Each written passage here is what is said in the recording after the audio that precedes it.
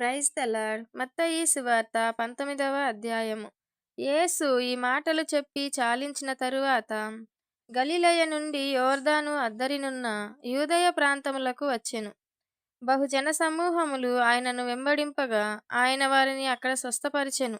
పరిసయ్యులు ఆయనను శోధింపవలెనని ఆయన యొద్దకు వచ్చి, ఏ హేతువు చేతనైనను పురుషుడు తన భార్యను విడనాడుట న్యాయమా అని అడుగగా, ఆయన సృజించిన వాడు ఆది నుండి వారిని పురుషునిగాను స్త్రీనిగాను సృజించెననియు, ఇందు నిమిత్తము పురుషుడు తల్లిదండ్రులను విడిచి తన భార్యను హత్తుకొనును, వారిద్దరును ఏక శరీరంగా ఉందురని చెప్పెననియు మీరు చదవలేదా?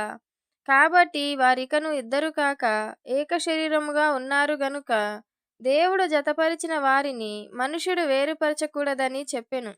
అందుకు వారు, అలాగైతే పరిత్యాగ పత్రికనిచ్చి ఆమెను విడనాడుమని మోషే ఎందుకు ఆజ్ఞాపించెనని వారాయనను అడుగగా, ఆయన, మీ హృదయ కాఠిన్యమును బట్టి మీ భార్యలను విడనాడ మోషే సెలవిచ్చెను. కాని ఆది నుండి అలాగు జరగలేదు. మరియు వ్యభిచారము నిమిత్తమే తప్ప తన భార్యను విడనాడి మరి ఒకతెను పెండ్లి చేసుకొనువాడు వ్యభిచారము చేయుచున్నాడనియు, విడనాడబడిన దానిని పెండ్లి చేసుకొనువాడు వ్యభిచారము చేయుచున్నాడనియు మీతో చెప్పుచున్నానని వారితో అనెను. ఆయన, శిష్యులు భార్యాభర్తలకుండు సంబంధము ఇట్టిదైతే పెండ్లి చేసుకొనుట యుక్తము కాదని ఆయనతో చెప్పిరి. అందుకాయన, అనుగ్రహము నొందిన వారు తప్ప మరి ఎవరునూ ఈ మాటను అంగీకరింపనేరరు. తల్లి గర్భము నుండి నపుంసకులుగా పుట్టినవారు గలరు, మనుషుల వలన నపుంసకులుగా చేయబడిన నపుంసకులును గలరు. పరలోక రాజ్యము నిమిత్తము తమను తామే నపుంసకులనుగా చేసుకొనిన నపుంసకులును గలరు. అంగీకరింపగలవాడు అంగీకరించునుగాక అని వారితో చెప్పెను. అప్పుడు ఆయన వారి మీద చేతులుంచి ప్రార్థన చేయవలెనని కొందరు చిన్నపిల్లలను ఆయన యొద్దకు తీసుకొని వచ్చిరి. ఆయన శిష్యులు తీసుకొని వచ్చిన వారిని గద్దింపగా, యేసు, చిన్నపిల్లలను ఆటంకపరచక వారిని నా యొద్దకు రానియ్యుడి, పరలోక రాజ్యము ఇలాంటి వారిదని వారితో చెప్పెను. వారి మీద చేతులుంచి అక్కడ నుండి లేచిపోయెను.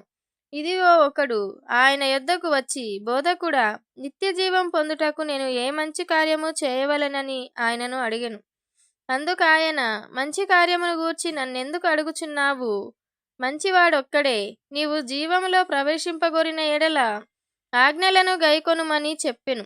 అందుకు ఏ ఆజ్ఞలని ఆయనను అడుగగా, యేసు, నరహత్య చేయవద్దు, వ్యభిచరింపవద్దు, దొంగిలింపవద్దు, అబద్ధ సాక్ష్యము పలుకవద్దు, తల్లిదండ్రులను సన్మానింపుము, నిన్ను వలె నీ పొరుగువానిని ప్రేమింపవలెను అనుననియే అని చెప్పెను.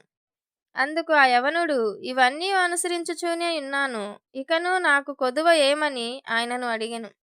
అందుకు యేసు, నీవు పరిపూర్ణుడవగుటకు కోరిన ఎడల పోయి నీ ఆస్తిని అమ్మి బీదలకిమ్ము, అప్పుడు పరలోకమందు నీకు ధనము కలుగును, నీవు వచ్చి నన్ను వెంబడించుమని అతనితో చెప్పెను. అయితే ఆ యవ్వనుడు మిగుల ఆస్తిగలవాడు గనుక ఆ మాట విని వ్యసనపడుచు వెళ్ళిపోయెను.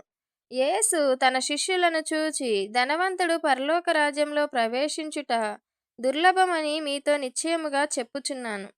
ఇదిగాక ధనవంతుడు పరలోక రాజ్యంలో ప్రవేశించుట కంటే సూది బెజ్జములో ఒంటె దూరుట సులభమని మీతో చెప్పుచున్నానెను.